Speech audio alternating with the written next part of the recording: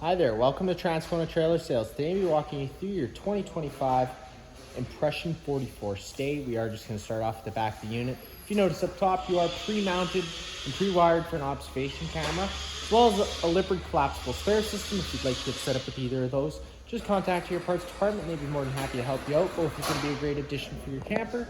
Stair system is going to come down, it's collapsible, and it's going to allow you to get up to check all your seals periodically. It's a great little addition you can get set up with. Located straight at the back here, you're going to have your little sewer hose storage spot in case that's how you will use dumping. It just secures into those tabs like so. And that's where you can store your sewer hose. We do have a brand new one located inside the front compartment, which is why there's not one in there yet. Then you do have your stabilizer jacks at the back here. Just keeping a note, they are stabilizing jacks. They aren't leveling jacks. Please don't try and use them as so, otherwise you do run the risk of bending them. An exception for the ones up front because that's landing gear, so it's completely different. And then if you're ever running these up or down with a drill or an impact, just keep in mind how much torque you put on them, but you're gonna hook up your 3/4 inch drive tool to the 3/4 inch drive nut. Running this foot down to the ground, once the foot does contact the ground, just give it another 1/8 turn to snug it up. It's gonna take any bouncer square you see having the unit right now away. Coming a little further ahead, in between these two back tires here, that is where you're going to get access to that drain valve for your fresh tank. So that's going to be how you would drain all the fresh tank, all the water out of your fresh tank. That's also where the hose is going to be for the vent for when you are getting full.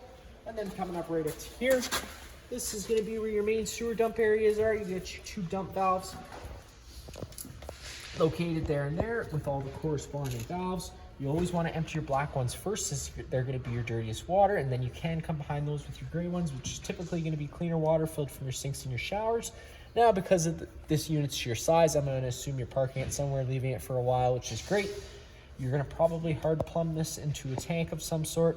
Now, I know because you're going into a tank, you might think you could just leave these valves open, but just keep it in mind, I know it's a park model, but it's always a good idea to leave your tank valves closed, fill them up completely.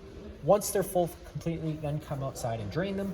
The reason being, if you just leave a constant flow going into your separate septic tank, eventually your main tank could clog up because it's not allowing any fluid to remain inside of there, which is going to allow debris to stay inside. We don't want that. So again, if you're hard plumbed, all fine and dandy, that's great.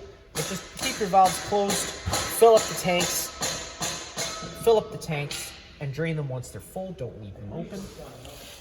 Get your furnace exhaust whenever your furnace is running. This is going to be blowing out hot air, so just be mindful of that. And then you do have your suburban water heater.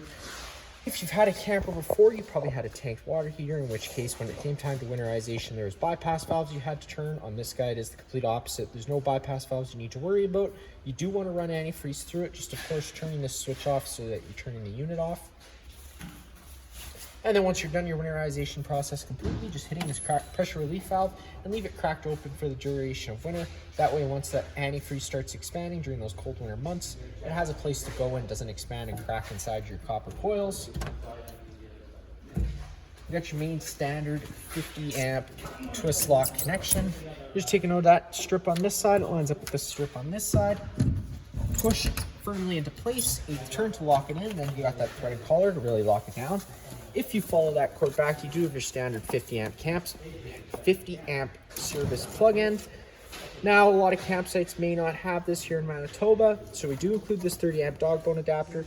Just keep it in mind, especially with a unit of this size, going down to 30 amps of power is really, you're only gonna be able to run 1 air conditioner at a time. So just keep that in mind if you're using this, on how much power you're using, because again, just because of the sheer size of it, does have a 50 amp for a reason, especially with it having 3 air conditioners. You're going to want to make sure you do have that 50 amp service to get the full use out of the unit. Whenever you plug it in, you get those 2 blue lights at the top telling you that you have a successful power source. There's going to be a legislative on the back of this little plug here, and that's going to tell you when you have different problems. If you don't have 2 blue lights telling you your source of power is a problem and it's not a problem with the trailer, you're going to come included with your standard starter kit a 15 amp park adapter to go down from your 30. But again, with a unit of this size, it's not going to be adequate. Realistically, it's just going to be able to run your slide outs and run your lights. Coming up further ahead, this is going to be the first side of your storage compartment. That does run through. You always have to open the right side first, and then it will allow you to open to the left. Over inside here, this is going to be your main kind of water hookup, utility hookup area. You got your little exterior shower, which is a nice little feature in case the dog came in all muddy and you wanted to wash them off outside. You got hot and cold water right here. You're gonna notice this black tank flush up here. Now there's no caution sticker there, but whenever you are using it, always gonna make sure that when you are using it, your black tank's open. The black tank valves are open, so you're allowing the pressure to escape. By pushing pressure into the tank, you have to allow it to, sorry, having a Monday moment here. When you're pushing pressure inside of that tank, that pressure has to have somewhere to go, so that's why you leave those valves open, so that way you're not excessively building up pressure inside of there, which could cause it to crack. Again, it's always going to be a good idea to use that black tank flush after every couple drains, or if you're noticing false monitor panel readings or an odor. Just helps keep things that little bit cleaner. And then you have your steady water connection, which is probably what you're going to be hooking up to. So if you're at a site with service, run a garden hose through your floor here, plug it in, turn it on. It's going to pressurize all those lines without the need to run your water pump. And then you also have your fresh water connection, so that's going to be how you would fill up your fresh tank. Keep a couple of cable satellite hookups on this side here. You also have a little light in case you were doing something down here at night. Then you got this little hose here, so if you turn this valve like so, that's going to close off the feed to the fresh tank and open up the feed to this. So when it came time to winterization, undo this cap, stick it into your pail of antifreeze, turn on your water pump, run antifreeze through all of the lines, and then you'd be done. But for system use, just turning it like that. Inside this part here, other than the fact that you do have your slider override stick right here, you're going to notice a couple different holes through the skirting throughout the unit. That's probably what that's for. Just keep in mind there's a lot of tension on them, so it's not going to be something that's easy to do. You're going to have to apply a little bit of force into it. And again, when it comes time to closing these, you always have to close this one first and then close the right side last. Inside this one, you're going to have your propane.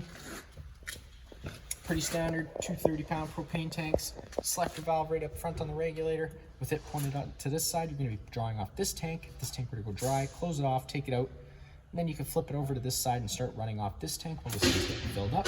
And just like any standard barbecue, counterclockwise, opens up the flow to the unit.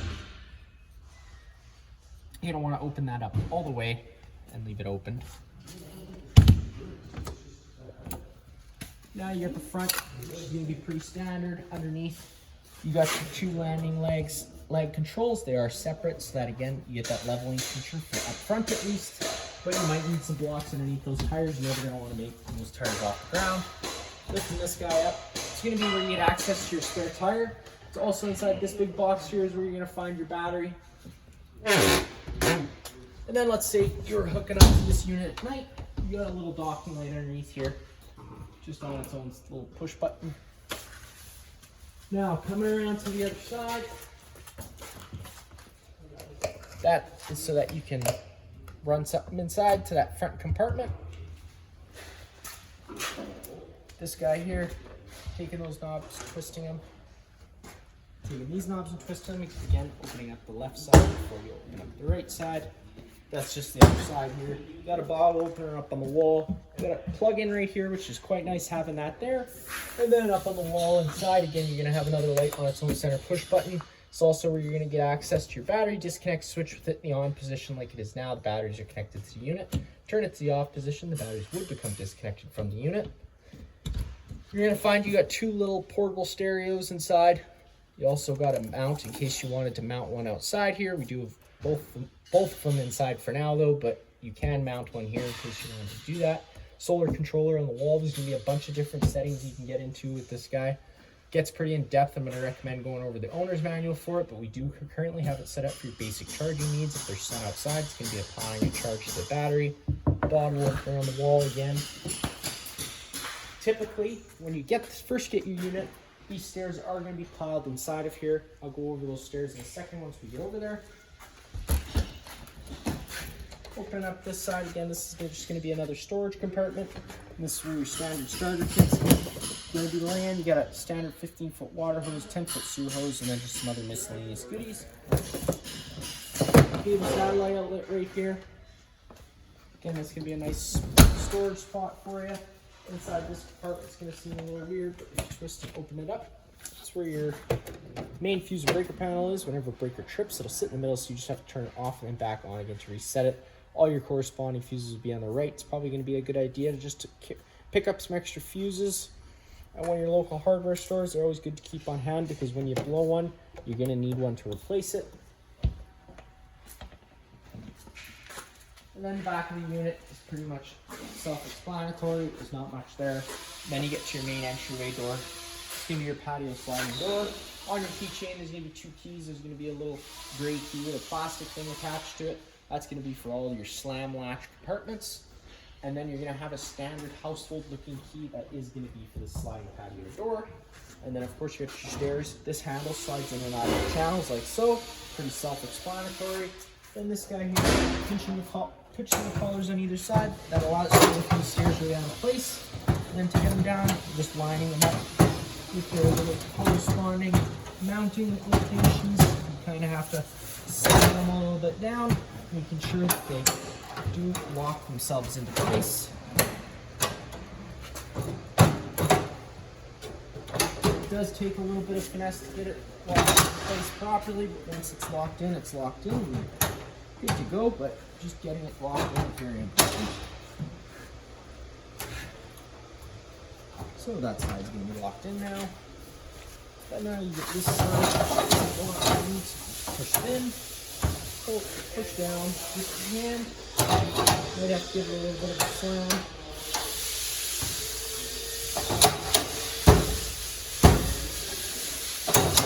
Alright, like I said, they are a little finicky, so you might just have to play with it for a second. Once it's latched in and you're good to go.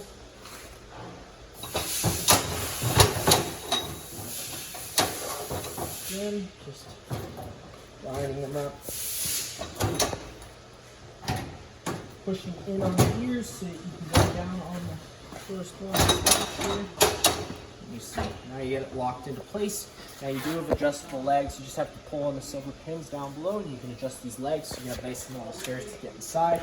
Now for the best part to get inside this beautiful unit.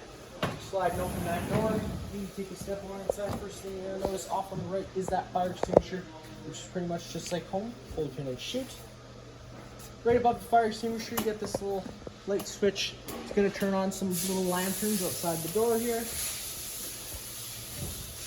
Now if you take a step on inside, up on the wall here, this is where you're going to get your main control center.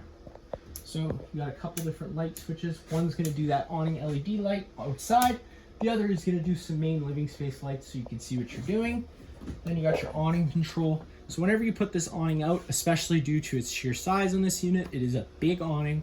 You're always going to want to keep an eye on the wind speeds. Once the wind speeds start picking up, it's a good idea to bring it in, because if you're not paying attention, the wind can pick it up and possibly potentially rip your fabric or bend your arms or just rip it off the trailer. Again, we don't want that. So again, just whenever the winds are picking up, just bring that awning in. It's your safest bet, especially overnight.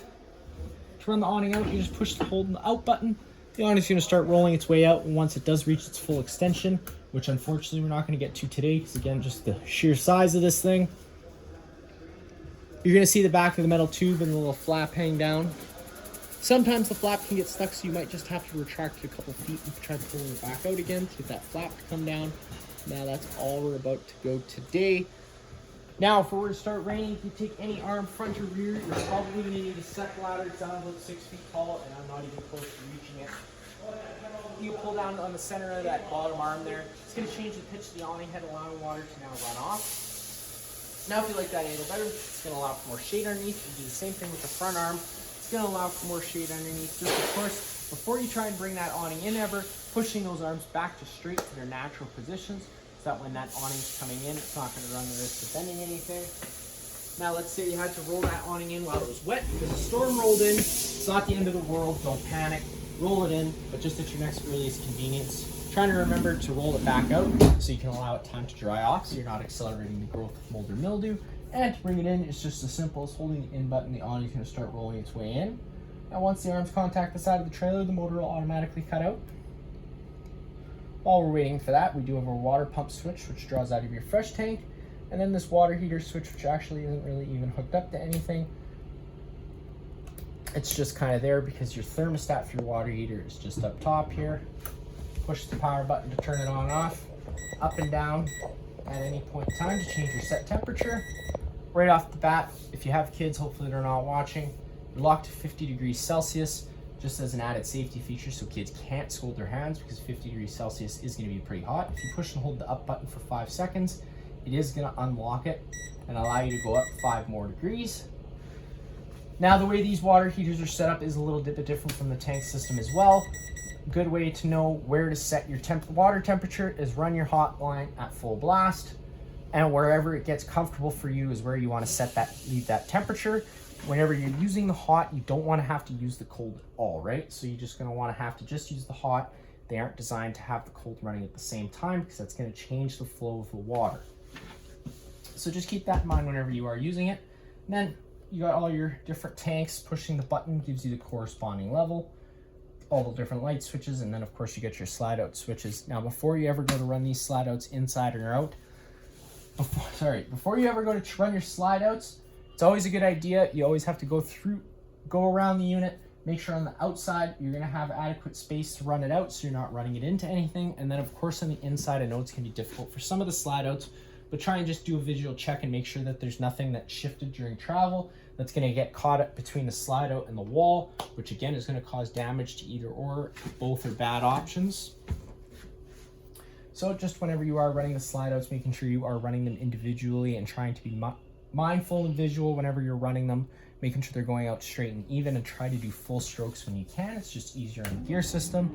So if you push and hold that out button, slide out 1 is going to start making its way out. Now, these slide out controls is just to do these 2 slides on the driver's side inside the living space. The other 2 slide outs for the bedroom and the back living space are on their own buttons, which we'll get to when we get there, but they're going to work the same way as these ones.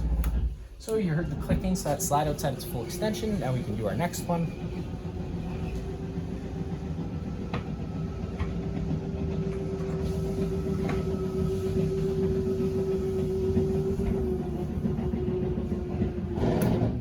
So you heard the clicking, so you know it's at its full extension. So now, if you want to be extra cautious, you just run your hand between the slide out and the wall, making sure you can feel that rubber seal pressed up against the slide out. That way you're sealing off any water from coming inside. Now, last but not least for this wall here, anyways, you got your 2 different thermostats. Now, there's 3 air conditioners hooked up into this unit. All 3 are going to be on their own thermostats. You got this thermostat here, which is going to control your back air conditioner. There's going to be a thermostat in your bedroom, which is going to control your front air conditioner. And then this is going to be your main thermostat. This is going to control your center air conditioner as well as your furnace.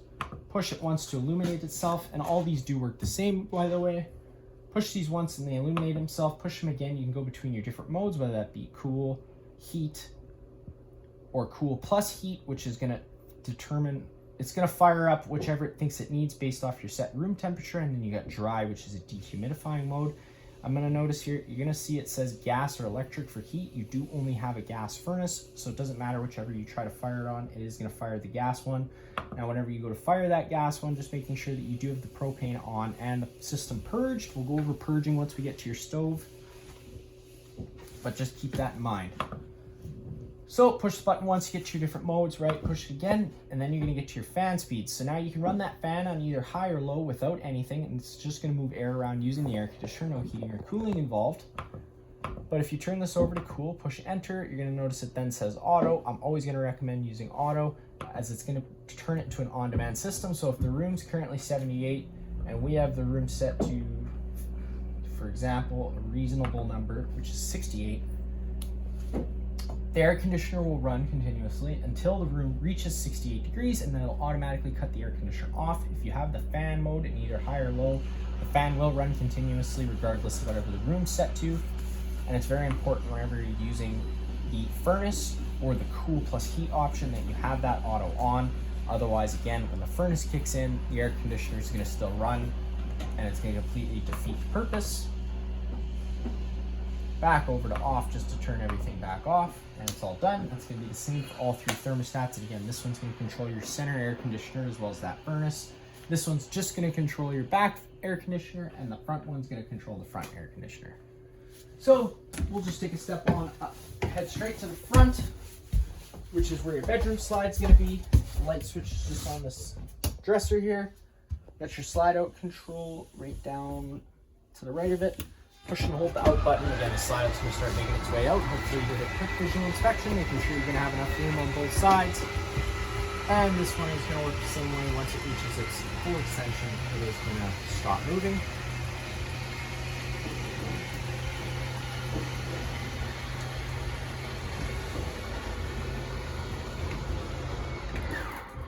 So now it's done. You got your full extension. If you want to be really cautious, you could just make sure it's sealing against the wall properly.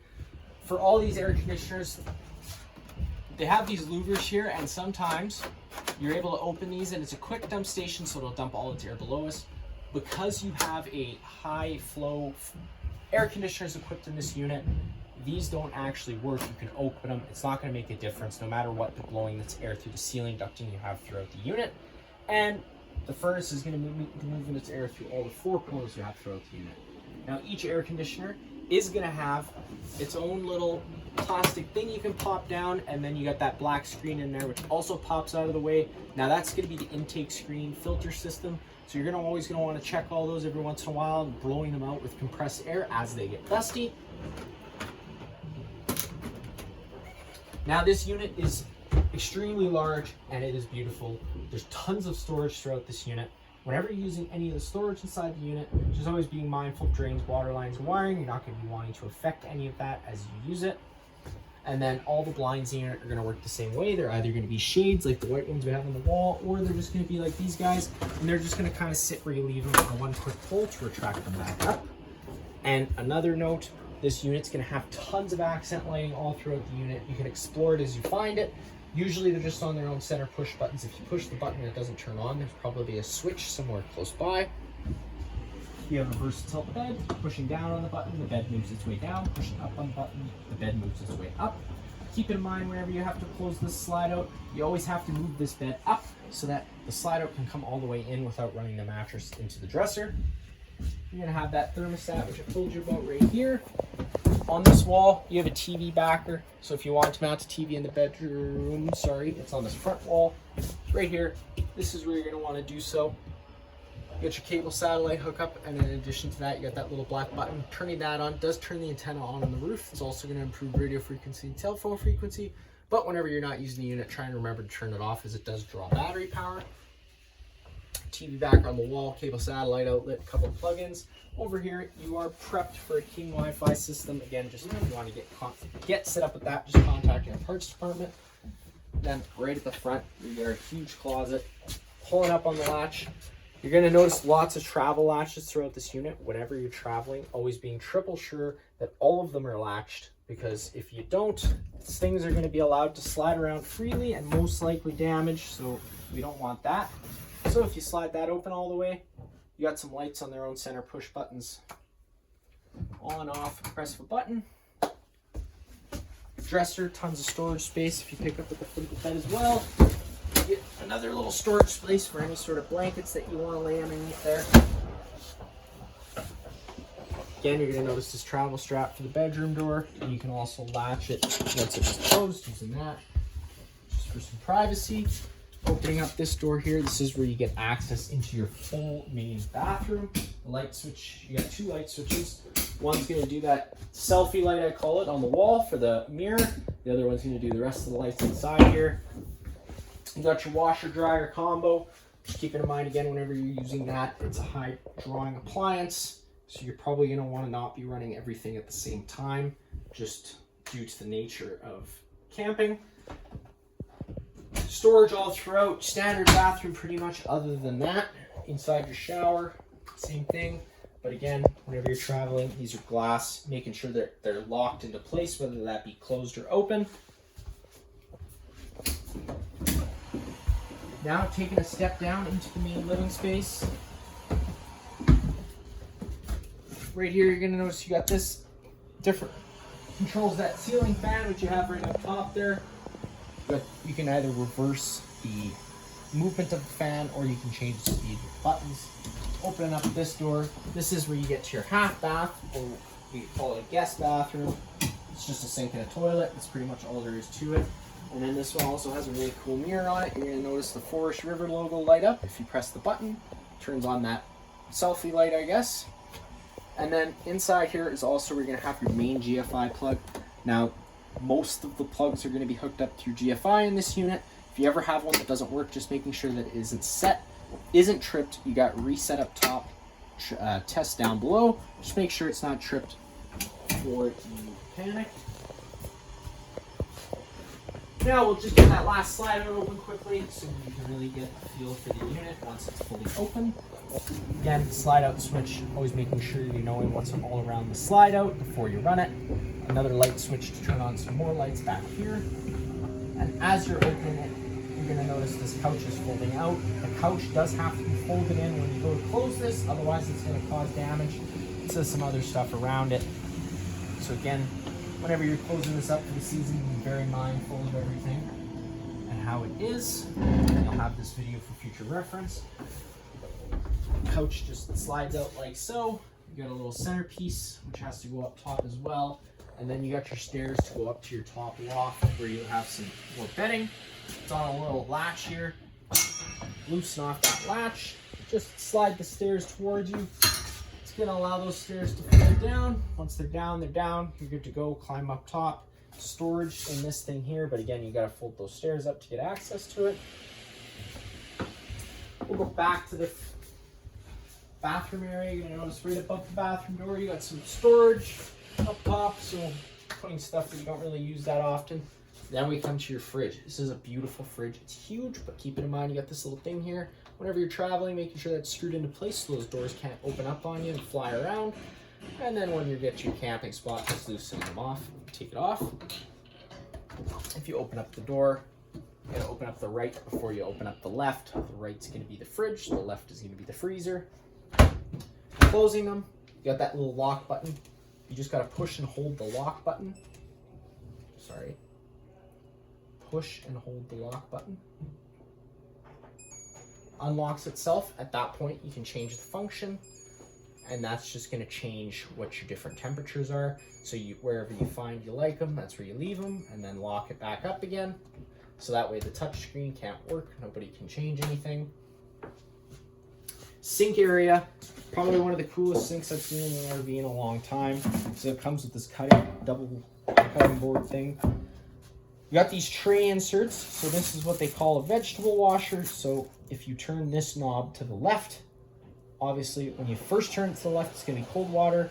And then the last half of the left is going to be hot water. The same goes for the right, but turning it to the left turns on your garden sprayer or your vegetable sprayer. And if you turn that to the right, it turns on this faucet here. You got the buttons here to change it between aggressive spray and just like a trickle. Yeah, and then you got this power button. I don't know why there's a power symbol on it, but it is for your drain. So you turn it one way, it opens the drain. Turn it the other way, it closes the drain in case you want to flood the sink. And it even comes with a little drain catcher, so you're not putting too much debris down there. And then one of the coolest features is going to be this cup washer. Now, with the water off, the cup washer won't work. There'll be a little bit of residual that comes out when you spray it. But if you have this on and you hit this without a cup on top of it, it's going to spray water out. It's probably going to spray it right to the ceiling. So again, just be careful with it whenever you're using it. Always having a cup on it when you go to press it down. Otherwise, it's going to spray everywhere. It even comes with a soap dispenser. There's a little bottle that screws down underneath there. You just reach your hand back there. You should be able to feel it lefty-loosey, righty-tighty to get that off. Storage all around. Then you got this guy down here. Opening up this guy. It's a little dishwasher. It's pretty sweet. Closing it. Power button. Turn it on and off. It's going to work like your standard home unit. You got all this bench seating here. Behind me, you got this door, which is not locked on a magnet. You get this crazy pantry space. This little light here, it's a motion sensing light, so if it's in the middle, it's off. If you turn it to the right, it's going to turn it on full time, and turning it to the left turns it into its motion sensing option, which is the setting I recommend leaving on. And then coming to this area here, you got your convection oven up top, which is pretty much just like home. It also has a built-in range hood and light. Now, whenever you're running your gas stove, I always recommend running your range hood. That way you're evacuating those propane fumes as you're making them.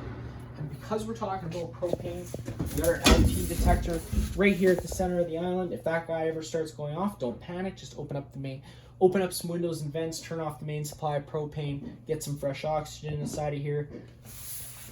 An additional note, it's very sensitive to cleaning chemicals, so if you were cleaning around it, started going off, it's probably just that. But use your best judgment, of course. Have the propane on, maybe a good idea just to open it up, just to be sure. Coming to your stove now. Since we made that propane talk, we'll talk about purging. Now, whenever you turn the system off, whenever you turn the main supply off, it allows air into the system, and that is especially worse if you disconnect one of the bottles. Whenever that happens, it then has to be purged. Now, the quickest, easiest way to do that is going to be through your stove, and the reason being is you can decide how long it tries to ignite for. If you go to try fire up your furnace, water heater, or anything else, those will only try lighting themselves a couple times before they'll throw a fault code at you. And if you don't know what the fault code means, it can throw a little frustration into your weekend. And we want to try and keep your camping as amazing of an experience as we can. So again, I always recommend coming to fire up your stove first thing, that way you're just that sure that it's on.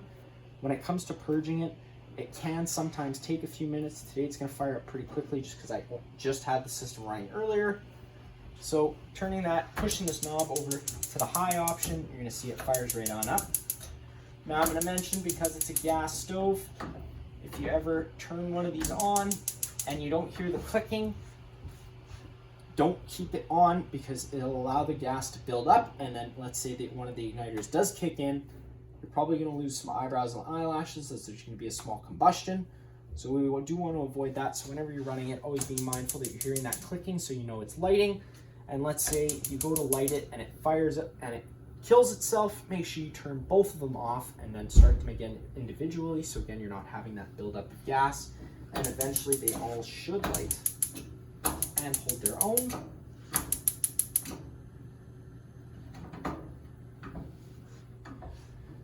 Now, when it comes time to lighting the stove, and I'll go over these two buttons here. You got one that turns on the oven light and some illumination knobs. The other button is going to turn on a fan that's inside the oven here. I'm not the greatest cook, I'll be honest. The fan feature, I'm pretty sure, is a convection oven feature. But if you fold this guy down, get the oven to light, it sometimes can take exceptionally long because it has a pilot, and the pilot only lets us the tiniest little bit of gas out. So sometimes it can take even longer than a few minutes. So just be patient with it, but making sure that you are hearing the igniter as you're running it. If the igniter stops, don't keep running it, because again, if there's a combustion of some sort, another source of combustion, it could cause a minor one. So just try to avoid that. Turn it over to the pilot option, pushing and holding the knob in. It's going to be hard to see, but if you look down at the really down there, you'll be able to eventually see that blue light. Then you can let off the button, and once the pilot's able to hold its own without you pushing in on the button, it's ready to be fired up to your desired temperature. And again, you're going to see it does just fire right on up. If you're not seeing any blue lights underneath there, don't keep running it unless you're hearing the igniter come off. Storage all throughout, again, just being careful with it, and you're going to have accent lighting like crazy throughout here. Now into this space, you got your entertainment center. Here's those two Bluetooth speakers I was telling you about. They're rechargeable. So let's say you're listening to music inside, but you're done inside. You can unstrap them, take them to that compartment, or just take it with you. Do whatever you'd like with it. You got your fireplace down below, pretty much just like home again. You got your power button on the far right. This little temperature button is going to change your different temperature between high or low. You can change between all your different light options down there, and then you do have a timer. It goes anywhere from 6 hours to 30 minutes. Power button again, turn it all off. Storage all throughout, TV up top. Then there's this little latch here. Probably wondering what it does. If you latch it over, pull on it. Again, that's another crazy big storage space to be utilized. And then closing it back up.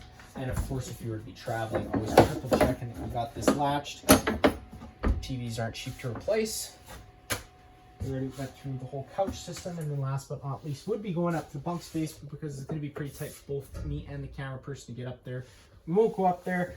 It's pretty much just a sleeping space with some addition of some storage. Light switches right up at the top of the stairs. Again, there's going to be another air conditioner up there. That is going to be it for this unit here. If you have any other questions, feel free to give us a call.